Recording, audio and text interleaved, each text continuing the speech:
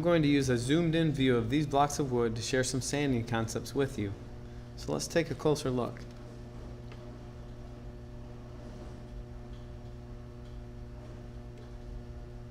Sanding is usually more about the look of the wood than it is about the feel. Everyone talks about how smooth the wood feels after sanding, which is a great byproduct. But more important is the elimination of visual defects, such as planer marks, chipping,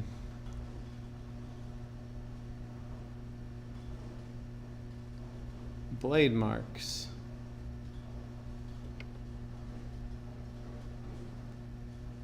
jointer chatter,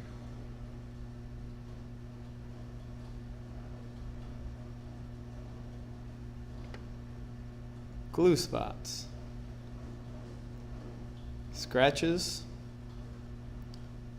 and sanding marks, including from the drum sander and the orbital sander.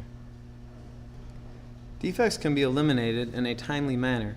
You just have to know what tool to use. Planer marks, chipping, and deep scratches are best removed with a drum sander. Blade marks and joiner chatter can be removed with the edge sander. Glue spots, you can use a sharp chisel and then hand sand.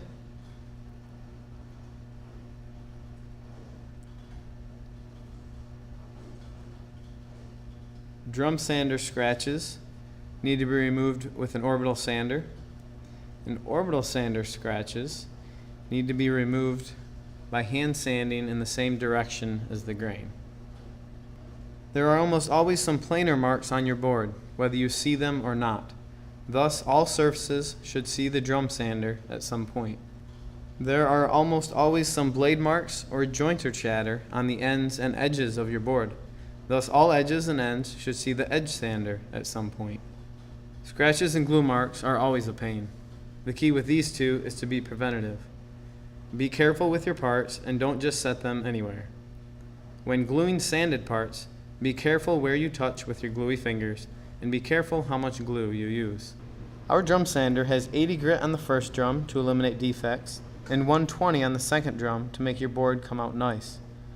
The difference in outcome between these two boards, this one sanded at 120 and this one at 180, is minimal, especially when you consider again that looks are most important, and two, that the surface finish is what you'll end up feeling, not the wood itself.